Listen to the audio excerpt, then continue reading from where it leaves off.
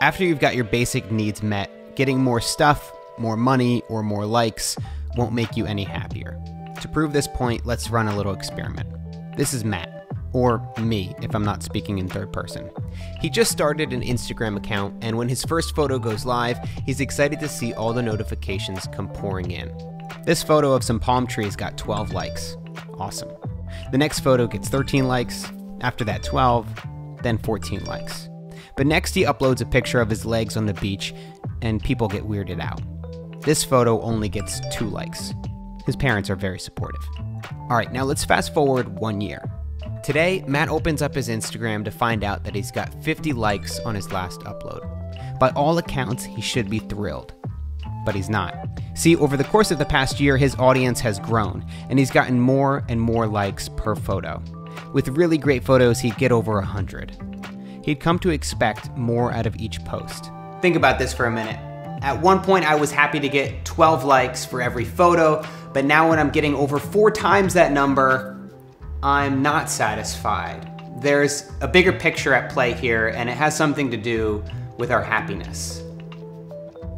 Hedonic adaptation is a theory that says that humans tend to quickly return to a relatively stable level of happiness. As our expectations rise, our desires increase as well. The result? No long-lasting increase in well-being. This is why, in the long run, we're not happier when we get more stuff, more money, or more followers. Now, of course, money is a little bit different from likes. Likes don't keep the electricity on or put food on the table. We all need our basic needs met. In my life, there have been times when I've had a lot of money and close to no money. If given the choice, I take a lot. But I think we need to be honest with ourselves about how much money we truly need to be happy. We need to answer the question, how much is enough? That's the question entrepreneur and blogger Melissa Griffin asked herself when she felt swept up in the rat race. She'd been running a successful business for years, but that itch for more never went away. I started the year thinking, I want to help people and I want to teach people and I want to help them grow their own businesses because this has been so fun and fulfilling for me. And then it turned into this thing of, well, now that I'm at this level, I need to go for the next level. And now that I hit this goal, I need to shoot for the next goal. And it always became this thing where it was like, what's next? What's next? What's next? And never taking time to think, is this actually fulfilling me? Am I really helping people? Am I still remembering all the reasons why I started this whole business and blog in the first place? Or am I forgetting what my real purpose is?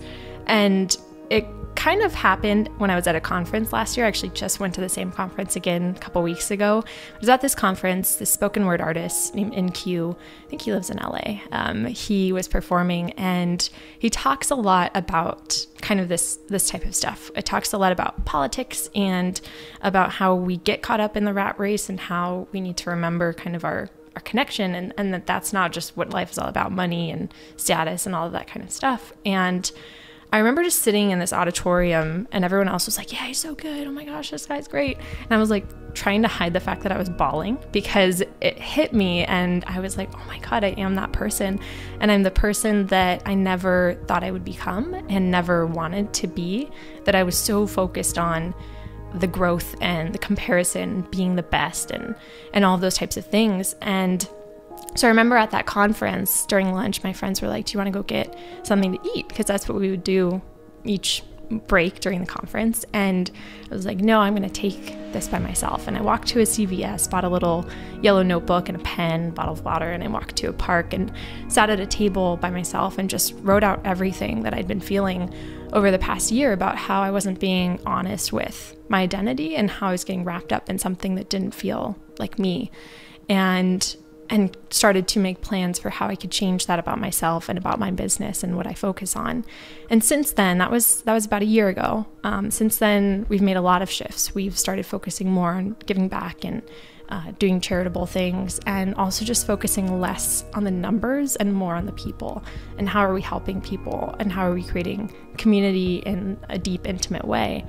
And the money comes, like it still comes, and that's not even a factor anymore. It's kind of like when you start focusing on the things that actually matter, at least this is my experience, then the things that you want or the things that you need will come anyways.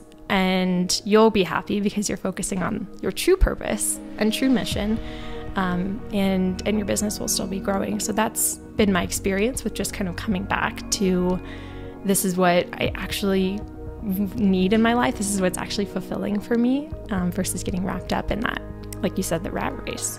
These emotions are wired so deep they're difficult to reprogram. It takes a daily practice, a continued focus on asking these difficult questions before you can internalize a feeling of contentment, until you can finally say, I have enough.